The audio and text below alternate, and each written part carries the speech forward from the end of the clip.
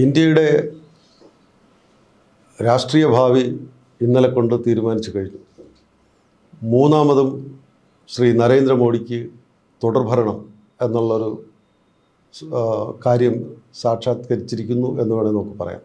അത് പറയുമ്പോൾ അത് ആദ്യം ഇന്ത്യയിൽ ഈ കാലഘട്ടത്തിന് എത്രയും 75 വർഷത്തിനിടയിൽ ഇന്ത്യയിലാകെ നെഹ്റു മാത്രമേ അങ്ങനെ 3 തവണ പ്രധാനമന്ത്രിയായിരുന്നിട്ടുള്ളൂ. ഇപ്പോൾ ശ്രീ നരേന്ദ്രമോദി വീണ്ടും മൂന്നാമത് ഊഴം കിട്ടിയിരിക്കുന്നു എന്ന് നമ്മൾ പറയുമ്പോഴും നമ്മൾ മനസ്സിലാക്കേണ്ടത് ഈ തെരഞ്ഞെടുപ്പിന് കഴിഞ്ഞ 2.5 മാസമായി ഇന്ത്യയിലെ പൊതുജനത്തിൻ്റെ മൊത്തം ജീവിതത്തിലും അവരുടെ മനസ്സിലും അവരുടെ എല്ലാവരുടെയും തന്നെ നെഞ്ചെടുപ്പ് വല്ലാതെ വർദ്ധിപ്പിച്ചുകൊണ്ടിരുന്ന ഒരു 5 വർഷ കാലഘട്ടം കഴിഞ്ഞിട്ടുള്ള 2.5 മാസത്തെ ഇലക്ഷൻ പ്രചരണം എങ്ങനെയായിരുന്നു എന്നുള്ളത് കൂടെ നമ്മൾ ആലോചിക്കണം. ശ്രീ നരേന്ദ്രമോദി 400 പാർ 400-ന് മേളിൽ എന്ന് പറയുകയും ഭരണഘടന മാറ്റാൻ ഞങ്ങൾക്ക് അതിനുള്ള മാൻഡേറ്റാണ് ആവശ്യം എന്നുള്ള രീതിയിലുള്ള പ്രചരണം നടത്തുന്നു. അത് കഴിഞ്ഞിട്ട് അദ്ദേഹത്തിന് യാതൊരു വിധത്തിലുള്ള നേട്ടങ്ങൾ കഴിഞ്ഞ 10 വർഷം നടത്തിയ നേട്ടങ്ങളെക്കുറിച്ച് പറയാനുണ്ടായിരുന്നില്ല, അച്ചീവ്മെൻറ്റ്സിനെ കുറിച്ച് പറയാനുണ്ടായിരുന്നില്ല എന്ന് മാത്രമല്ല വികസന മന്ത്രങ്ങളൊന്നും പറയുന്നില്ല.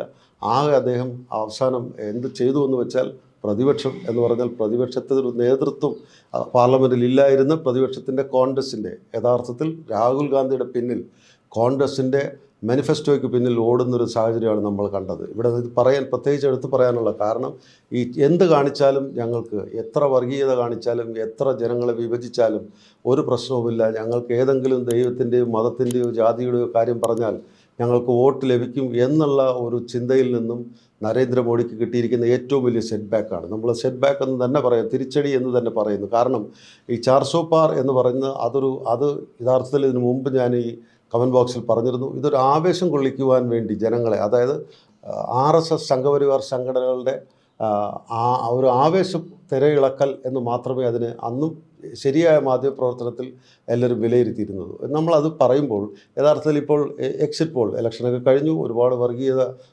ചീറ്റി ഒരുപാട് വല്ലാത്ത രീതിയിൽ ജനങ്ങളിലേക്ക് ഇന്ത്യയുടെ സമൂഹത്തിന്, ഇന്ത്യയുടെ മൊത്തം ജനതയെ തന്നെ ലോകരാഷ്ട്രങ്ങളുടെ മുന്നിൽ ക്ഷീണിപ്പിക്കുന്ന രീതിയിൽ, ലജ്ജിപ്പിക്കുന്ന രീതിയിലുള്ള പ്രചരണങ്ങളും പ്രഭാഷണങ്ങളുമാണ് നരേന്ദ്രമോദിയും ശ്രീ ആഭ്യന്തരമന്ത്രി അമിത്ഷായും ഒക്കെ നടത്തിയിരുന്നത്. പക്ഷേ അവിടെ നിന്നൊക്കെ നമ്മൾ എന്ത് സംഭവിക്കും എന്നുള്ള നേരത്തെ പറഞ്ഞ ഈ ആശങ്കകളെല്ലാം നിലനിൽക്കെ തന്നെ ജനം എപ്പോഴും ജനം തന്നെയാണ്, ജനമാണ് ആര് ഭരിക്കണം എങ്ങനെ ഭരിക്കണം എന്ന് തീരുമാനിക്കുന്നത്.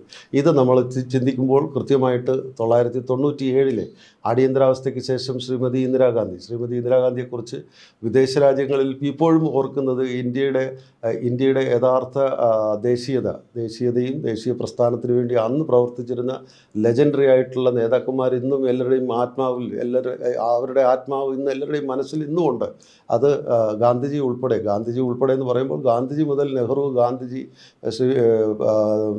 സർദാർ വല്ലഭായ് പട്ടേൽ, സുഭാഷ് ചന്ദ്രബോസ് തുടങ്ങിയ മനുഷ്യരെല്ലാം തന്നെ ഇന്നും ജീവസുറ്റ ഓർമ്മകളായിട്ട് എല്ലാ മനുഷ്യരുടെ കയ്യിലും വിദേശ രാജ്യങ്ങൾ പോലും ഉണ്ട് എന്നുള്ളതാണ് നമ്മൾ മനസ്സിലാക്കേണ്ടത്. അത്തരം ദേശീയ പ്രസ്ഥാനങ്ങളെല്ലാം അട്ടിമറിക്കുന്ന രീതിയിൽ അതിനെയൊക്കെ വിസ്മൃതിയിലാക്കിയിട്ട് വെറും വർഗീയത ഉണ്ടാക്കി ഇന്ത്യ കണ്ടുപിടിച്ചത് ശ്രീ നരേന്ദ്രമോദിയാണ് എന്നൊക്കെ പറഞ്ഞിട്ടുള്ള പ്രചരണത്തിൽ നിന്നും ഒരു വലിയൊരു തിരിച്ചടി അവർക്ക് നൽകിയിരിക്കുന്നു. കാരണം ഇവിടെ ഇപ്പോൾ പ്രതിപക്ഷവും വിജയിച്ചു, സന്തോഷിക്കുന്നു, പ്രതിപക്ഷവും ആഘോഷിക്കുന്നു, ദേശീയ തലത്തിൽ പ്രതിപക്ഷവും ആഘോഷിക്കുന്നു, കോൺഗ്രസ് നേതൃത്വം നൽകുന്ന ഇന്ത്യ മുന്നണിയും ആഘോഷിക്കുന്നു, BJPയും തുടർഭരണം കിട്ടി എന്നുള്ള നേതൃത്വത്തിൽ NDAയും ആഘോഷിക്കുന്നു എന്ന് നമ്മൾ പറയുന്നു. ഇത് കാരണം രണ്ടുപേരും ആഘോഷിക്കുന്നു എന്ന് പറഞ്ഞാൽ വളരെ മങ്ങിയ വിജയം മാത്രമാണ് ശ്രീ നരേന്ദ്രമോദി നേതൃത്വം നൽകുന്ന NDAയ്ക്കുള്ളതും. എന്നാൽ പ്രതിപക്ഷ നേതാവ് പോലും പാർലമെൻറ്റ് ഇല്ലായിരുന്ന സാഹചര്യത്തിൽ നിന്നും രാഹുൽ ഗാന്ധി 52 സീറ്റിൽ നിന്നും 99 സീറ്റായിട്ട് പ്രതിപക്ഷ നേതാവായിട്ട് വരാനുള്ള ഒരു പാർലമെൻറ്റിൽ ഒരു അവസരം വന്നിട്ടുണ്ട്. അതുകൊണ്ട് തന്നെ രാഹുൽ ഗാന്ധിയുടെ നേതൃത്വത്തിലുള്ള ഇന്ത്യ സഖ്യം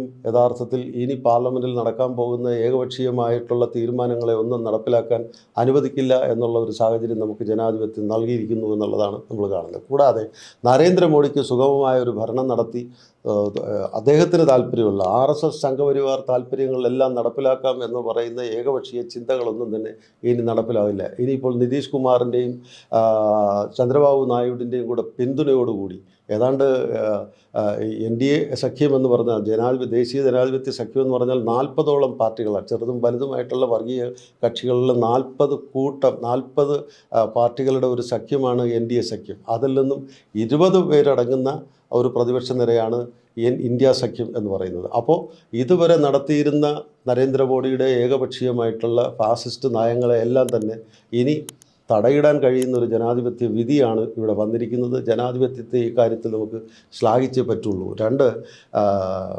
അവരൊരിക്കലും പ്രതീക്ഷിക്കാത്ത യു പിയിൽ പൊതുജനം ഉൾപ്പെടെ മാധ്യമപ്രവർത്തകർ ഉൾപ്പെടെ തന്നെ പ്രതീക്ഷിച്ചില്ല യു പിയിൽ കോൺഗ്രസ് നേതൃത്വം നൽകുന്ന ഇന്ത്യ മുന്നണിക്ക് മുന്നേറ്റം ഉണ്ടാക്കാൻ കഴിയും.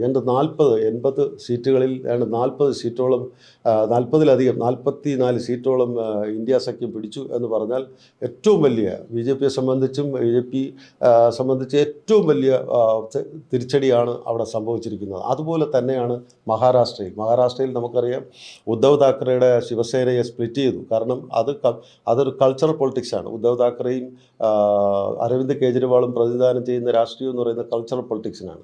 ആ കൾച്ചറൽ പൊളിറ്റിക്സിനെ സ്പ്ലിറ്റ് ചെയ്തിട്ട് നരേന്ദ്രമോദിക്ക്, കാരണം BJP പറയുന്ന അതേ സാഹചര്യങ്ങൾ തന്നെയാണ് ഈ രണ്ട് പാർട്ടികളും ശിവസേനയും ആം ആദ്മി പാർട്ടിയും മുന്നോട്ട് വയ്ക്കുന്നത്. അതുകൊണ്ട് തന്നെ ഏതെങ്കിലും രീതിയിൽ ഭക്തിയും രാഷ്ട്രീയവും ഒന്നിച്ചു കൊണ്ടുപോകണമെന്ന് ആഗ്രഹമുള്ള എല്ലാവർക്കും തന്നെ BJPയിൽ ചേരാതെ തന്നെ ആം ആദ്മി പാർട്ടിയിലോ ഉദ്ധവ് താക്കറെയുടെ ശിവസേനയിലോ നിന്നാലും പ്രവർത്തിക്കാമെന്നുള്ളതിൻ്റെ തെളിവാണ്. അതിനെ തടയിടാൻ വേണ്ടിയുള്ള, അവരുടെ വളർച്ചയെ തടയിടാൻ വേണ്ടിയുള്ള നരേന്ദ്രമോദിയുടെയും അമിത്ഷായുടെയും പദ്ധതികളെല്ലാം പൊളിഞ്ഞു എന്നുള്ളതിന് തെളിവാണ് മഹാരാഷ്ട്രയിൽ ഇന്ത്യ സഖ്യം ഉദ്ധവ് താക്കറെയുടെ നേതൃത്വത്തിലും ശരത് പവാർ നേതൃത്വം നൽകുന്ന NCPയുടെ നേതൃത്വത്തിലും വൻ വിജയം നേടിയിരിക്കുന്നു. അതുകൂടാതെ ഡൽഹിയിൽ പക്ഷേ ശ്രീ അരവിന്ദ് കെജ്രിവാളിന് യാതൊരു ഇമ്പാക്റ്റും ഉണ്ടാക്കാൻ കഴിഞ്ഞില്ല എന്നുള്ളതാണ്. എന്നാലും ഇലക്ഷൻ പ്രചരണത്തിൽ സുപ്രീം കോടതിയുടെ ഇടപെടൽ മൂലം അദ്ദേഹത്തിന് പുറത്തു വരാനും വളരെ വലിയ ഒരു മത്സരം തന്നെ കാഴ്ചവെക്കുവാനുള്ളൊരു സാഹചര്യം ഉണ്ടായി എന്നുള്ളത് നമ്മൾ മനസ്സിലാക്കണം. ഈ സാഹചര്യങ്ങളൊക്കെ തന്നെ നിൽക്കുമ്പോൾ 240 സീറ്റ് മാത്രമുള്ള 400 സീറ്റ് ഏകപക്ഷീയമായി BJPക്ക് കിട്ടുമെന്ന് വിചാരിച്ചിരുന്ന നരേന്ദ്രമോദി പ്രചരണത്തിന് നേരെ ഘടകവിരുദ്ധമായി 240ലേക്ക് ചുരുങ്ങുകയാണ് ചെയ്തത്. അതുകൊണ്ട് തന്നെ അവർക്ക് സഖ്യകക്ഷികളുടെ പിന്തുണയോടുകൂടി മാത്രമേ ഒരു തുടർഭരണത്തിലേക്ക് പോകാൻ കഴിയൂ എന്നാണ് നമ്മൾ മനസ്സിലാക്കുന്നത്. ഈ ഒരു സാഹചര്യം നിലനിൽക്കുമ്പോൾ ഇന്ത്യയുടെ ജനത്തിൻ്റെ മനസ്സിൽ ഇന്നലത്തെ റിസൾട്ടോടുകൂടി ഇന്ന് വളരെയധികം ശാന്തത അനുഭവപ്പെടുകയാണ്. കാരണം കഴിഞ്ഞ 10 വർഷം ഉണ്ടായിരുന്ന നെഞ്ചിടിപ്പ്, പാൽപിറ്റേഷൻ എന്ന് പറഞ്ഞ ആ ഒരു സാഹചര്യം ഒക്കെ സബ്സൈഡ് ചെയ്തു. എല്ലാം തന്നെ ഇല്ലാണ്ടായി ഈ ജനാധിപത്യത്തിലെ ഈ വിധി. ഇതാണ് ജനാധിപത്യത്തിൻ്റെ മനോഹാരിത. ഈ ജനാധിപത്യത്തിൻ്റെ മനോഹാരിത നമ്മൾ പറയുമ്പോൾ ഇതിനെക്കുറിച്ച്, ഇന്ത്യയെക്കുറിച്ച് ലോകം മൊത്തം അറിയപ്പെടുന്നത്, ദേശീയ പ്രസ്ഥാനങ്ങൾ നേടിത്തന്ന സ്വാതന്ത്ര്യത്തിന് ശേഷം ഇന്ത്യയെക്കുറിച്ച് അറിയുന്നത് ഈ സഹിഷ്ണുത, എല്ലാവരും ഒന്നിച്ചു പോകുന്ന, എല്ലാ ജാതി മത വിശ്വാസികളും ഒന്നിച്ചു പോകുന്ന ഒരു രാഷ്ട്രീയ സാഹചര്യത്തിൽ നിന്ന് ഇതിൻ്റെ ബെനിഫിറ്റാണ്, ഇതിൻ്റെ ഒരു അംഗീകാരമാണ് ലോകരാഷ്ട്രങ്ങളെല്ലാം പറയുന്നത് ഇന്ത്യയാണ് ഏറ്റവും വലിയ ജനാധിപത്യ രാജ്യമെന്ന്.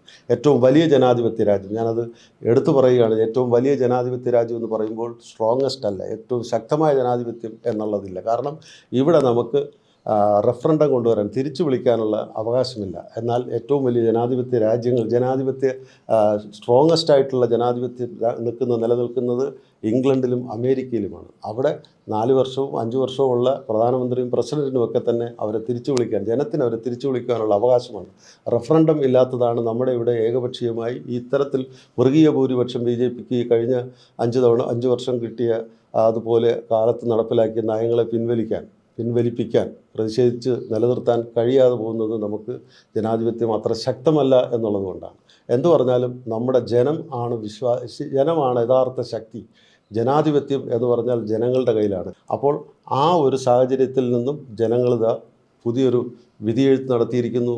നരേന്ദ്രമോദി, താങ്കൾക്ക് അങ്ങനെ നിസ്സാരമായി എന്തും തോന്നിയതൊക്കെ ചെയ്യാം, വർഗീയതയുടെ പേര് പറഞ്ഞ് ചെയ്യാം, അതൊന്നും നടപ്പിലാകില്ല എന്നൊക്കെയുള്ള ഒരു ക്ലിയർ കട്ട് മെസ്സേജ്, ഒരു ശരിക്കും ശക്തമായൊരു മെസ്സേജ്, ഒരു സന്ദേശം നൽകി അദ്ദേഹത്തിനെ 240ലേക്ക് ചുരുക്കിയിട്ടുണ്ട്. ഓഫ് കോഴ്സ് അദ്ദേഹത്തിന് കൃത്യമായി പറഞ്ഞാൽ അദ്ദേഹത്തിൻ്റെ NDA മുന്നണി 292ലേക്ക് 2 ഭൂരിപക്ഷത്തിലേക്ക് വന്നു. ഏറ്റവും വലിയ ഒറ്റക്കക്ഷി എന്നുള്ള നിലയ്ക്ക് നരേന്ദ്രമോദി തന്നെ ആയിരിക്കും പ്രസിഡന്റ് ഓഫ് ഇന്ത്യ മന്ത്രിസഭ രൂപീകരിക്കാൻ ക്ഷണിക്കുക. അദ്ദേഹം ഇന്ന് പ്രസിഡന്റിനെ കാണുന്നുവെന്നാണ് നമ്മൾ മനസ്സിലാക്കുന്നത്. ഇതൊക്കെ നമ്മൾ പറയുമ്പോഴും ജനാധിപത്യത്തിൻ്റെ മനോഹാരിതയിൽ നമ്മൾ ശരിക്കും ആനന്ദിക്കുകയാണ്.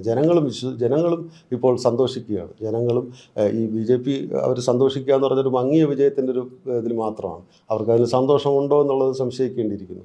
യഥാർത്ഥത്തിൽ പ്രതിപക്ഷങ്ങളും ജനങ്ങളും പൊതുജനവും ശരിക്കും സന്തോഷിക്കുകയാണ്. ഇതിലുപരി നമ്മൾ മനസ്സിലാക്കേണ്ടത് ഇന്ത്യയിലാകമാനം ഇൻക്ലൂഡിങ് കേരളത്തിൽ ഉൾപ്പെടെ വന്നിരുന്നു പ്രധാനമന്ത്രിയുടെ ഏറ്റവും വലിയ വാക്ചാതുര്യത്തിൻ്റെ പ്രതിഫലനം നടത്തുന്ന അതല്ലെങ്കിൽ അതിൻ്റെ ശബ്ദങ്ങൾ ഇരട്ടിയായിട്ട് ഉദ്ഘോഷിക്കുന്ന നരേന്ദ്രമോദിയുടെ വിജയത്തെയോ അദ്ദേഹത്തിൻ്റെ പ്രകീർത്തനങ്ങളെയോ ഉദ്ഘോഷിക്കുന്ന സ്മൃതി ഇറാനി 1.5 ലക്ഷത്തിൽ പരം വോട്ടിന് പരാജയപ്പെട്ടു എന്നുള്ളതാണ് നമ്മൾ മനസ്സിലാക്കേണ്ട. അമേഠിയിൽ 1.5 ലക്ഷത്തിൽ പരം വോട്ടിന് മത്സരിച്ച് പരാജയപ്പെട്ട സ്മൃതി ഇറാനിയെ പരാജയപ്പെടുത്തിയതാരെന്ന് ചോദിച്ചു കഴിഞ്ഞാൽ KL ശർമ്മ എന്ന് പറഞ്ഞിട്ട്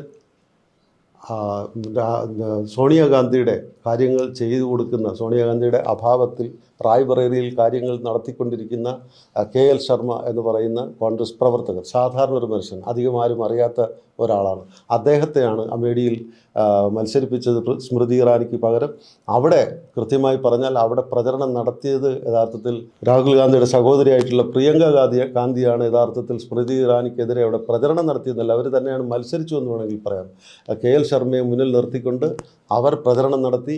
ഈ ഇലക്ഷൻ്റെ നിശബ്ദ പ്രചരണത്തിന് തലേ ദിവസം അമിത്ഷാ നടത്തിയ അതേ അതേപോലുള്ള റോഡ് ഷോ പ്രിയങ്ക ഗാന്ധി നടത്തിയ ആ റോഡ് ഷോയ്ക്ക് കണ്ട ആ ജനാവലിയെ കണ്ടപ്പോൾ തന്നെ ഇന്ത്യയിൽ എല്ലാവർക്കും ബോധ്യമായി സ്മൃതി ഇറാനി പരാജയപ്പെടുന്നു എന്നുള്ളതാണ്. ഇവിടെ ഇത് കൃത്യമായിട്ട് ഞാൻ ഈ സ്മൃതി ഇറാനിയുടെ കാര്യം ഞാൻ എടുത്തു പറഞ്ഞത് അതുകൊണ്ട് തന്നെയാണ്. അവരാണ് പാർലമെൻറ്റിലാണെങ്കിലും പാർലമെൻറ്റ് പുറത്തിലാണെങ്കിലും മോഡിക്ക് വേണ്ടിയും BJPക്ക് വേണ്ടിയും ഇത്ര ശക്തമായ രീതിയിൽ എല്ലാ അകൃത്യങ്ങളെയും ന്യായീകരിക്കുന്ന ഒരു പാർലമെൻറ്റേറിയനായിരുന്നു അവർക്കിപ്പോൾ കനത്ത തിരിച്ചടി കിട്ടി. ഇത് പറഞ്ഞത് യഥാർത്ഥത്തിൽ ഈ ജനാധിപത്യത്തിൻ്റെ വിശ്വസിക്കുന്ന എല്ലാ മനുഷ്യർക്കും എല്ലാ പാർലമെൻറ്റേറിയൻസിനും നല്ലൊരു തെളിവാണ്. ജനങ്ങളാണ് ഈ നാട്ടിലെ വലിയ മനുഷ്യർ. അവരുടെ മനസ്സിലിരിപ്പ്, അവരുടെ രാഷ്ട്രീയം എന്ന് പറയുന്നത് സാമുദായികമായിട്ടുള്ളതോ ജാതിയായിട്ടുള്ളതോ ഒക്കെയല്ല. പലയിടത്തും അവിടെ റാൻഡമായിട്ട് പലയിടത്തുമൊക്കെ ജാതീയതയൊക്കെ ബാധിക്കും. പക്ഷേ ജനാധിപത്യത്തിൻ്റെ ഒരു സെക്കുലർ, ഒരു മതേതര നിലപാട് ജനം തന്നെയാണ് തീരുമാനിക്കുന്നു എന്ന് നമ്മൾ വിശ്വസിച്ചേ പറ്റൂ. നമ്മളിപ്പോൾ കാണുന്ന ഈ തെരഞ്ഞെടുപ്പിൽ ആ റിസൾട്ട് വച്ചുകൊണ്ട് തന്നെ ഇനി നരേന്ദ്രമോദി കഴിഞ്ഞ 10 വർഷം നടത്തിയ ഒരു ആക്ടിവിസവും ഓവർ എന്തൂസിയാസം ഒന്നും തന്നെ ജനത്തിൻ്റെ മേൽ അടിച്ചേൽപ്പിക്കാൻ കഴിയില്ല എന്നുള്ളത് നമുക്ക് ഈ തെരഞ്ഞെടുപ്പിൻ്റെ വിജയത്തോടു കൂടി നമുക്ക് മനസ്സിലാക്കാം.